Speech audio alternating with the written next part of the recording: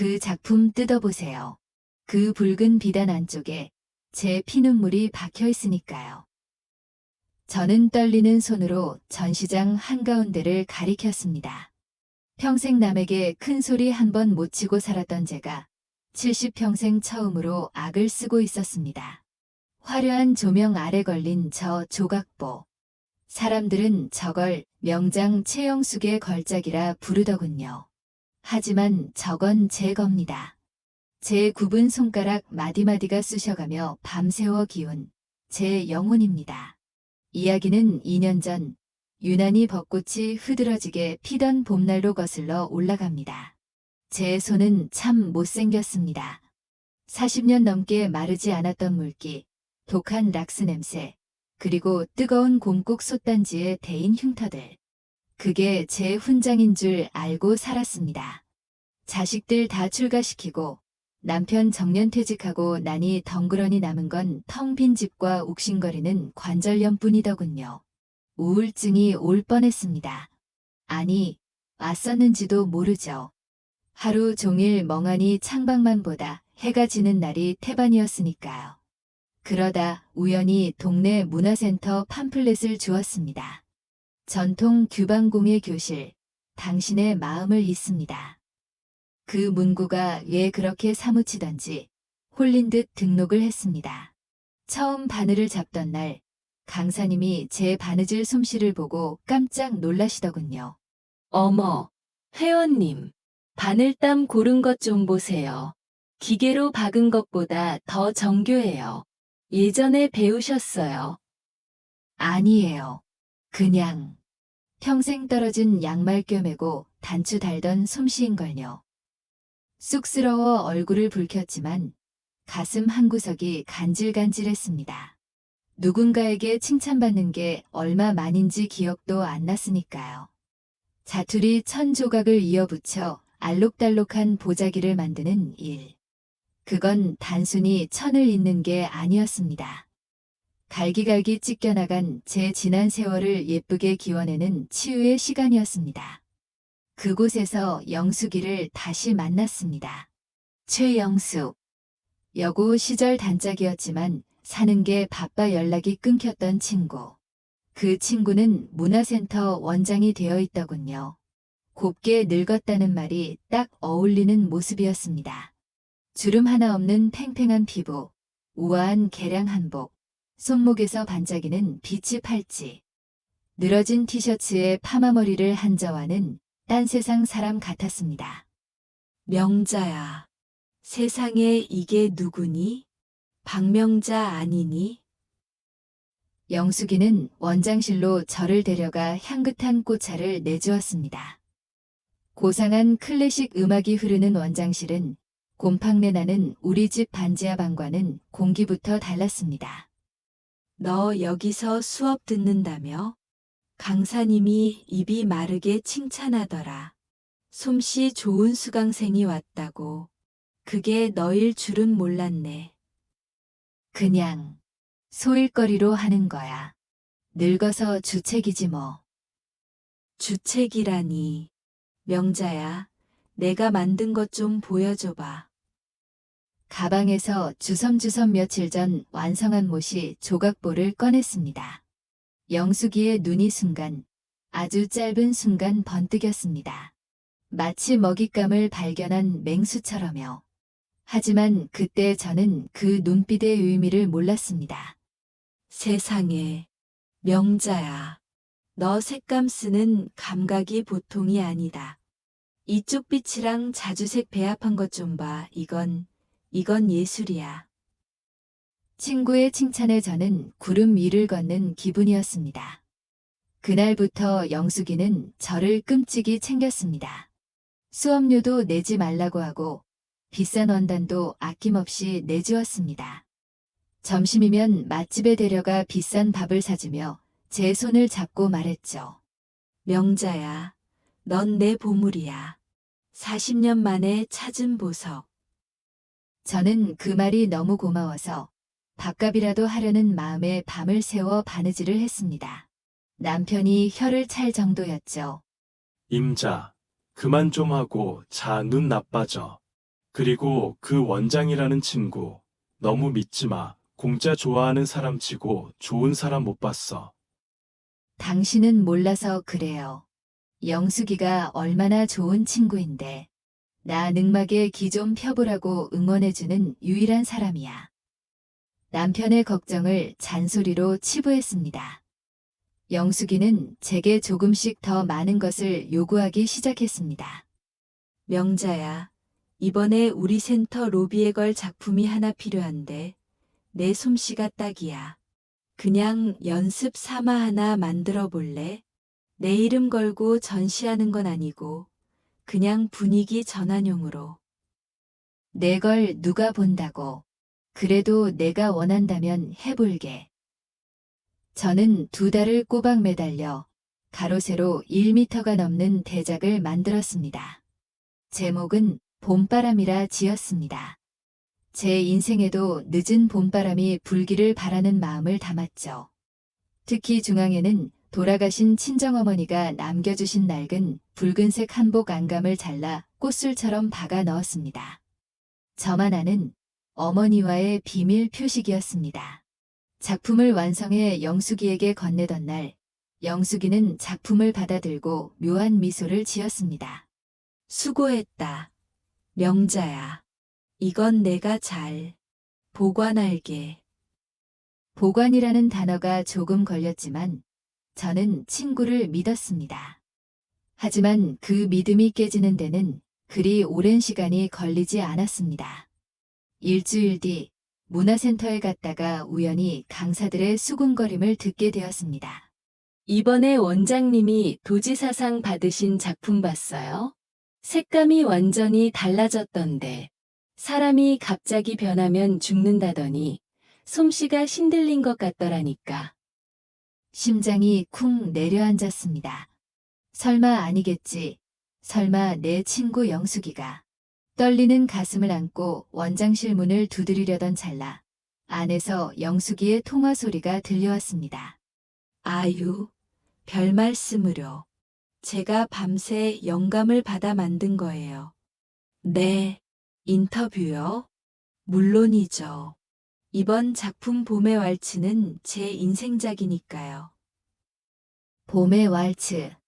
오, 제가 지은 제목은 봄바람이었습니다. 손잡이를 잡은 제 손이 덜덜 떨리기 시작했습니다. 문 하나를 사이에 두고 제 늦깎이 봄날에 먹구름이 몰려오고 있었습니다. 문고리를 잡은 손에 땀이 흥건했습니다. 심장이 갈비뼈를 뚫고 나올 것처럼 쿵쾅거렸지만 저는 떨리는 다리에 힘을 주고 문을 벌컥 열었습니다. 어머, 깜짝이야. 노크도 없이 들어오는 건 무슨 예의니? 명자 너, 못 보던 새만이 무례해졌다. 영숙이는 수화기를 내려놓으며 눈썹 하나 까딱하지 않고 말했습니다. 방금 전까지 통화하며 짓던 그 가증스러운 미소는 온데간데없고 차가운 냉기만이 가득했습니다. 영숙아, 내가 다 들었어. 봄의 왈츠? 내 인생작. 그게 무슨 소리야. 그거 내가 만든 거잖아. 봄바람이잖아. 제 목소리는 염소처럼 떨리고 있었습니다. 영숙이는 천천히 찻잔을 들어올리며 한 모금 마시더니 피식 웃음을 터뜨렸습니다. 그 웃음소리가 마치 날카로운 바늘처럼 제 고막을 찔렀습니다. 명자야, 착각도 유분수지. 내가 만든 거? 그래, 바느질은 내가 했지. 근데 그 디자인, 그 색감 배치, 그 영감, 그거 다 누가 준 거니? 내가 원단 골라주고 내가 수정해 줬잖아. 넌 그냥 내 손발이 되어준 것뿐이야. 뭐라고? 내가 골라줘. 내가 밤새 도안 그리고 내 어머니 유품 뜯어서 안감된 거야. 내가 한 건 옆에서 예쁜 애 한마디 한 것밖에 없잖아. 어머, 좀 봐야. 박명자. 내 그 촌스러운 감각으로 만든 걸 그대로 냈으면 도지사상은 커녕 동네 망신이나 당했을 거야.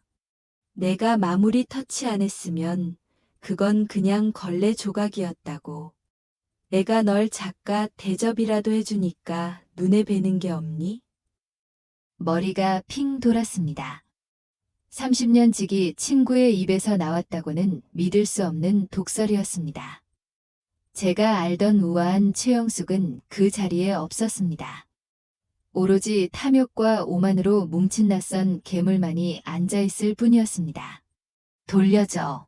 내 작품 돌려줘. 상 같은 거 필요 없어. 그냥 내 새끼 같은 작품이니까 내가 가져갈래. 제가 작품이 놓인 테이블로 다가가자 영숙이가 벌떡 일어나 제 앞을 가로막았습니다. 이게 미쳤나. 이미 출품작으로 등록돼서 내 소유야. 그리고 너 잊었니? 저번에 내가 준 서류에 내가 지장 찍었잖아. 서류. 기억을 더듬어 보았습니다. 한 달 전 영숙이가 재료비 지원 신청서라며 내밀었던 종이 한 장.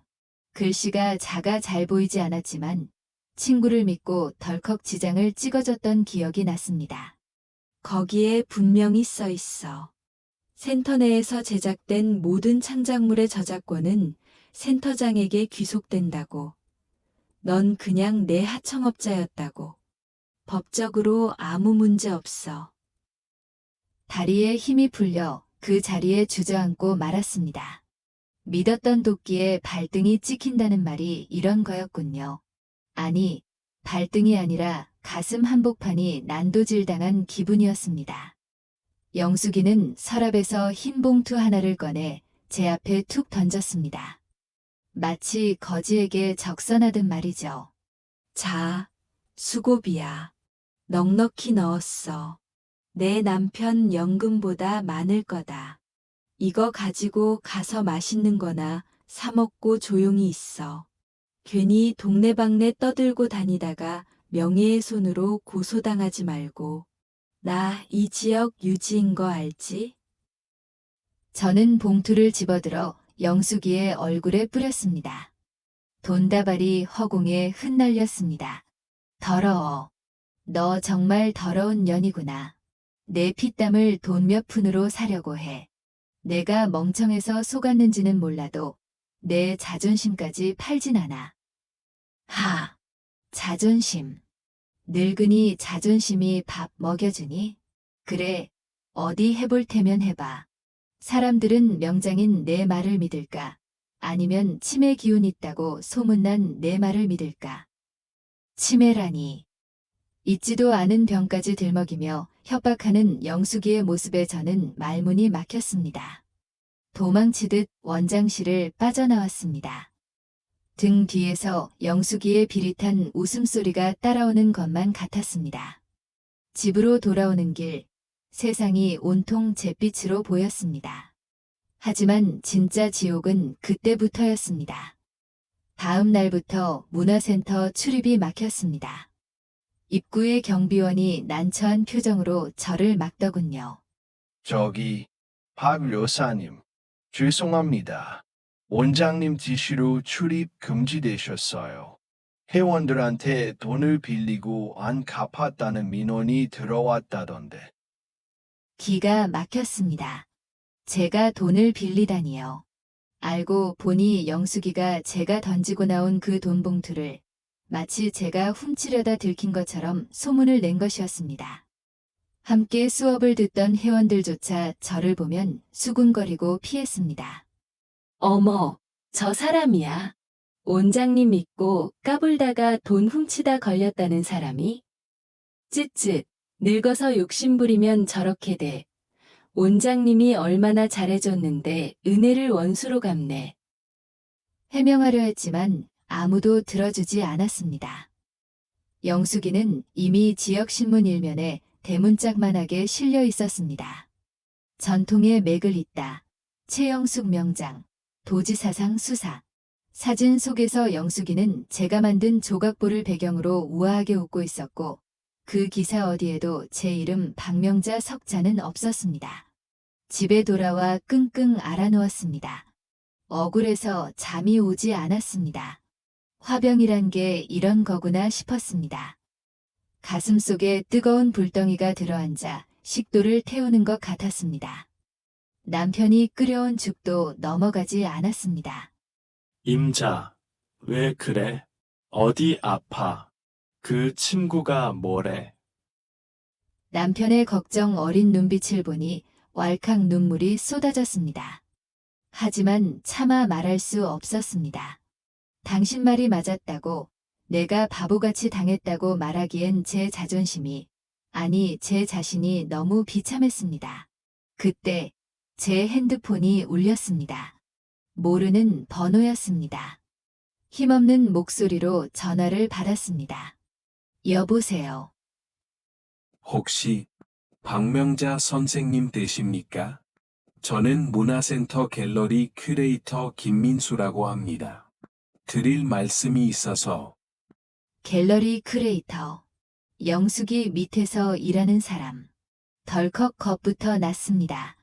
또 무슨 험한 꼴을 당하려고. 전화를 끊으려는데 수화기 너머에서 다급한 목소리가 들려왔습니다. 끊지 마세요. 선생님 작품, 봄바람 맞으시죠? 저 그거 압니다. 원장님이 만든 거 아니라는 거 제가 다 봤습니다. 순간 칠흑 같은 어둠 속에 갇혀있던 제 눈앞에 아주 작은 촛불 하나가 켜지는 기분이었습니다. 네, 별표 4단계 산막, 벼랑 끝에서 만난 절망, 그리고 실마리 별표를 지필하겠습니다. 김 큐레이터를 만난 건 인적이 드문 예곽의 한 찻집이었습니다. 그는 모자를 눌러쓰고 불안한 듯 주위를 두리번거렸습니다. 젊은 사람이 얼마나 마음을 졸였는지 입술이 바짝 말라 있더군요. 선생님, 시간이 없습니다. 원장님이 그 작품, 봄바람을 다음 주 특별 경매에 내놓겠다고 공표했어. 해외 콜렉터한테 팔리면 영영 못 찾습니다. 경매라니, 내 작품을 팔아먹겠다고. 네, 명장의 초기 걸작이라며 시작가만 1,000만 원을 불렀습니다. 제가 말려봤지만 소용없었어. 오히려 그는 한숨을 쉬며 주머니에서 꼬깃꼬깃한 종이를 꺼냈습니다. 해고 통지서였습니다. 제가 선생님 편을 들었다고 바로 자르더군요. 행량 누명을 씌워서. 그 여자, 정말 무서운 사람입니다. 선생님, 죄송하지만 저는 더 이상 도울 힘이 없어. 이 바닥에서 매장당할까 봐 겁이 납니다. 유일한 동아줄이라 믿었던 김 큐레이터마저 영숙의 소나기에 놀아나고 있었습니다. 그는 미안하다는 말만 남기고 도망치듯 자리를 떴습니다. 다시 혼자가 되었습니다. 아니, 전보다 더 깊은 늪에 빠진 기분이었습니다. 집에 돌아오니 낯선 우편물 하나가 와 있더군요. 내용 증명. 법원 마크가 찍힌 봉투를 뜯는 손이 덜덜 떨렸습니다. 귀하는 허위사실 유포 및 명예훼손으로 본인의 업무를 방해하였으므로 영숙이가 보낸 경고장이었습니다. 입을 다물지 않으면 민형사상 소송을 걸어 거액의 손해배상을 청구하겠다는 협박. 법 없이도 살던 평범한 할머니인 저에게 그 종이 쪼가리는 사형 선고나 다름없었습니다. 설상가상으로 집안 분위기도 냉랭해졌습니다. 퇴근하고 온 딸아이가 식탁 위에 놓인 내용 증명을 보고 소스라치게 놀랐습니다. 엄마, 이게 다 뭐야? 고소라니, 엄마 밖에서 무슨 짓을 하고 다니는 거야? 아니야, 그런 거 아니야. 엄마가 억울해서 그래. 친구가 엄마 작품을 훔쳐갔어. 또 그 소리야. 엄마, 제발 그만 좀 해. 최 원장님 그분, 이 지역에서 얼마나 유명한 분인데 엄마 작품을 탐내. 그리고 엄마가 돈 빌리고 안 갚았다는 소문. 내 회사까지 돌고 있다고. 창피해서 얼굴을 들 수가 없어. 딸아이의 말은 비수처럼 가슴에 꽂혔습니다. 자식들한테 짐 되기 싫어 평생을 헌신했는데 고작 돌아오는 게 창피하다는 말이라니요. 가장 내 편이어야 할 가족조차 영숙이가 만든 거짓 프레임에 갇혀버린 겁니다. 그래. 내 눈엔 이 늙은 어미가 노망난 노인네로 보이니 내 말을 믿는 사람이 하나도 없어. 저는 방문을 걸어 잠그고 엉엉 울었습니다. 억울함에 가슴을 치고 또 쳤습니다. 그때였습니다. 오른쪽 손목에서 뚝 하는 소리와 함께 참을 수 없는 통증이 밀려왔습니다. 너무 무리해서 바느질을 한탓일까요? 아니면 스트레스 때문일까요? 손가락 마디마디가 퉁퉁 부어오르더니 젓가락조차 집을 수 없게 되었습니다. 다음 날 병원에서 의사 선생님은 고개를 저었습니다. 어르신, 손목 터널 증후군이 심각합니다. 관절도 많이 상했고, 당장 손 쓰는 일 멈추셔야 해요. 안 그러면 영영 손을 못 쓰게 될 수도 있습니다. 하늘이 무너지는 것 같았습니다. 내 작품을 증명하려면 다시 똑같은 걸 만들어 보여주는 수밖에 없다고 생각했는데 이제 그마저도 할 수 없게 된 겁니다. 영숙이는 내 명예만 뺏어간 게 아니라 내 손, 내 가족, 내 삶의 의지까지 모조리 부러뜨려 놓았습니다. 며칠을 시체처럼 누워만 있었습니다. 영숙이가 나오는 TV 프로그램을 멍하니 바라보면서요. 이 작품의 붉은 꽃술은 제 어머니에 대한 그리움을 표현한 겁니다. 볼 때마다 눈물이 나죠. 화면 속 영숙이는 가증스러운 눈물까지 글썽이며 연기를 하고 있었습니다. 제 어머니의 유품인 붉은 천. 그걸 보고 자기 어머니를 떠올린다니. 리모컨을 집어 던지려다 문득 내리에 스치는 것이 있었습니다. 잠깐. 붉은 천. 저는 벌떡 일어나 장롱 깊숙한 곳에 박해뒀던 반지꼬리를 꺼냈습니다. 퉁퉁 부은 손으로 뚜껑을 열었습니다. 거기엔 어머니가 물려주신 낡은 한복, 그리고 제가 작품을 만들고 남은 자투리 천들이 들어있었습니다. 맞아. 안감. 내가 안감에 뭘 했었지. 기억이 파노라마처럼 스쳐 지나갔습니다. 작품을 마무리하던 날밤, 혹시나 천이 울까 봐 안감 안쪽에 덧대어 박았던 심지. 그 심지는 그냥 천이 아니었습니다. 남편의 낡은 러닝셔츠를 잘랐었는데 거기엔 남편 이름 김철수라는 도장이 희미하게 찍혀 있었습니다. 겉으로는 절대 보이지 않지만 뜯어보면 반드시 나오는 증거. 영숙이는 겉모습만 수정했지 작품을 다 뜯어서 다시 만들진 않았습니다. 그 게으른 성격에 그럴 리가 없었죠. 그래, 그거야. 그 속에 내 남편 이름이 있어. 꺼져가던 불씨가 다시 타오르기 시작했습니다. 하지만 문제는 어떻게였습니다. 영숙이는 저를 미치광이 취급하며 접근도 못하게 할 텐데 어떻게 그 많은 사람들 앞에서 작품을 뜯어보이자고 할 수 있을까요? 손은 망가졌고 도와줄 사람은 없습니다. 그때 방문이 조심스럽게 열렸습니다. 남편이었습니다. 남편은 묵묵히 제 부은 손을 잡고 파스를 붙여주었습니다. 임자, 나 다 들었어. 딸내미한테도 내가 뭐라 했다. 자식이 돼서 엄마를 못 믿냐고. 투박한 남편의 손길에 눈물이 핑 돌았습니다. 김 큐레이터란 양반, 나한테 연락 왔었어. 자기는 잘려서 못 돕지만 전시회장 출입증 하나는 빼돌려놨다더군. 당신 갈 수 있겠어? 가서 그 잘난 친구 코를 납작하게 해줄 수 있겠어? 남편이 내민 건 VIP 초청장 한 장이었습니다. 전시회는 바로 내일. 이건 제 인생을 건 마지막 도박이었습니다. 가야죠. 가서 내 새끼 찾아와야죠. 여보, 나 좀 도와줘요. 내 손이 되어줘요. 저는 밤새 남편에게 계획을 설명했습니다. 떨리는 손 대신 남편의 손을 잡고 우리는 전장으로 나갈 준비를 마쳤습니다. 내일 그 화려한 전시장 한복판에서 영숙이의 가면을 벗겨버릴 것입니다. 제 손이 부서지는 한이 있더라도 말이죠.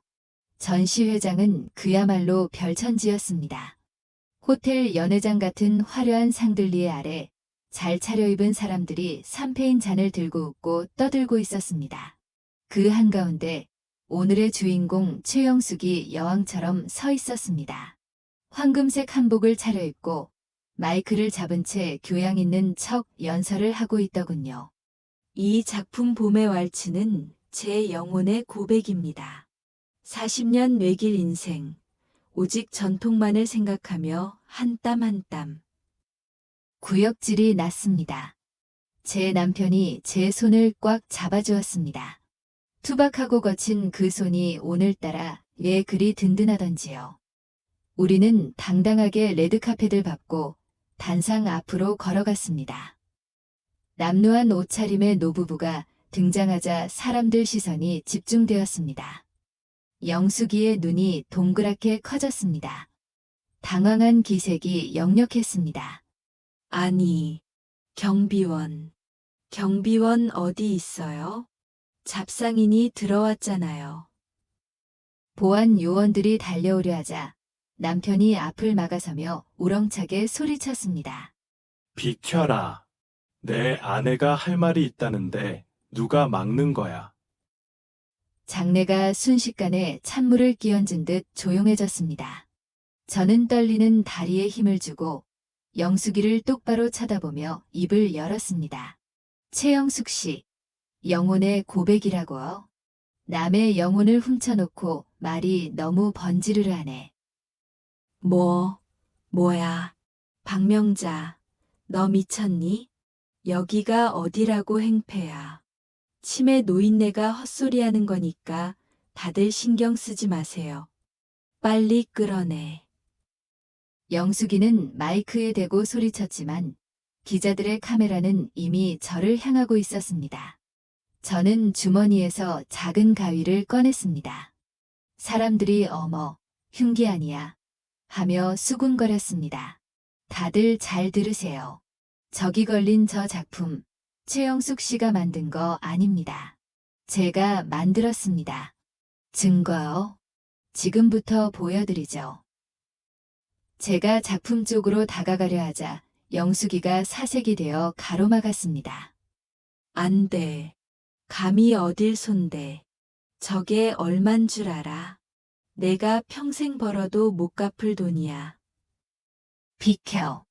내 물건 내가 만지는데 내가 왜 난리야. 실랑이가 벌어졌습니다. 그때 객석에 있던 유명한 평론가 한 분이 흥미롭다는 듯 나섰습니다. 원장님, 그렇게 떳떳하시면 확인하게 해주시죠. 도대체 무슨 증거가 있다는 건지 저도 궁금하군요. 여론이 술렁이자 영숙이도 더 이상 막을 명분이 없었습니다. 얼굴이 불그락푸르락해진 채 뒤로 물러났습니다. 좋아. 해봐. 대신 작품에 흠집 하나라도 나면 넌 감방 갈 각오해. 알았어? 저는 작품 앞에 섰습니다. 봄바람. 내 피땀, 내 눈물, 내 어머니의 그리움이 담긴 조각보. 부들부들 떨리는 손으로 작품의 오른쪽 귀퉁이를 잡았습니다. 관절염으로 손가락이 잘 펴지지 않았지만 남편이 제 손 위로 자신의 손을 포개어 주었습니다. 우리는 함께 가위를 대고 조심스럽게 뒷면에 실밥을 뜯었습니다. 투둑, 투둑. 고요한 전시장의 실 끊어지는 소리만 크게 울렸습니다. 숨막히는 긴장감 속의 뒷면 안감이 서서히 벌어졌습니다. 그리고 그 속에 숨겨져 있던 낡고 누런 천 조각이 드러났습니다. 고급 비단 사이에 껴있던 생뚱맞은 흰색 면직물. 남편의 낡은 러닝셔츠 조각이었습니다. 자, 여기를 보십시오. 카메라 좀 가까이 와보세요. 기자들이 우르르 몰려들었습니다. 플래시 세례 속에 드러난 건 희미하지만 선명하게 찍힌 붉은 도장 자국이었습니다. 김철수. 제 남편의 이름이었습니다. 이 작품의 심지는 제 남편의 헌 러닝 셔츠를 잘라 만들었습니다. 여기 이름 보이시죠? 김철수. 제 남편입니다. 좌중에서 아 하는 탄성이 터져 나왔습니다. 최영숙 명장님. 당신이 만들었다면서요. 천하의 명장이 작품 속에 김철수라는 남의 남편 이름이 적힌 헌옷을 넣습니까? 그게 내가 재료를 사다가 우연히. 영숙이는 말을 더듬으며 뒷걸음질 쳤습니다. 누가 봐도 거짓말이었습니다. 최고급 비단만 쓴다던 명장이 헌 러닝셔츠를 썼다는 건 말이 안 되니까요. 거짓말 그만해. 이 여자가 우리 집사람한테서 작품 뺏어가고 그것도 모자라 도둑 누명 씌우고 우리 가족까지 이간질했어. 이게 사람으로서 할 짓이야. 남편의 일갈에 영숙이는 다리에 힘이 풀려 주저앉았습니다. 우아하게 올렸던 머리가 헝클어지고 그 고상한 척하던 가면이 산산조각 났습니다.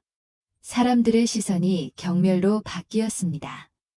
이거 데서트 필감이네. 가짜 명장의 몰락이라. 어머, 세상에. 친구 거를 훔쳐. 징그럽다. 정말. 영숙이는 고개를 숙인 채 부들부들 떨고 있었습니다. 저는 그 앞에 다가가 천천히 말했습니다. 영숙아, 내가 뺏어간 건 내 작품이 아니야. 내 인생이었어. 하지만 이제 알겠다. 껍데기는 훔쳐갈 수 있어도 그 안에 담긴 내 마음까지는 못 훔쳐간다는 걸. 넌 평생 가짜로 살았지만 난 이제 진짜로 살 거야. 저는 벽에 걸린 제 작품을 떼어냈습니다. 누구도 저를 말리지 못했습니다.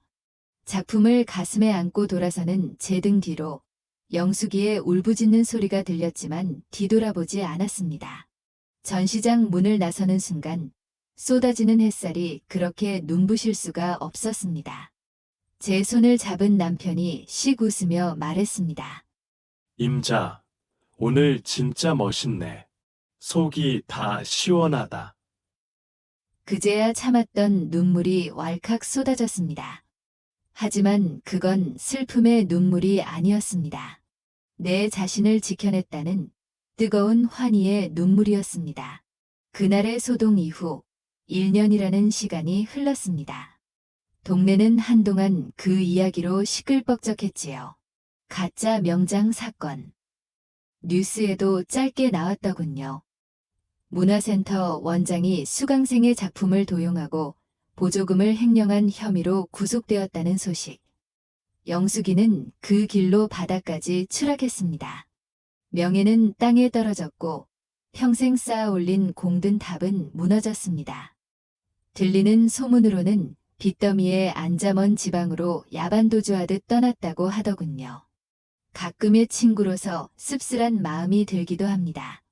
욕심을 조금만 내려놓았더라면 우리는 노년의 좋은 친구로 남을 수 있었을 텐데 말이죠. 하지만 그건 그 친구가 감당해야 할 몫이겠지요. 제 삶도 많이 변했습니다. 가장 큰 변화는 우리 딸아이입니다. 그 일이 있고 난 후 딸은 제 손을 잡고 펑펑 울었습니다. 엄마, 미안해.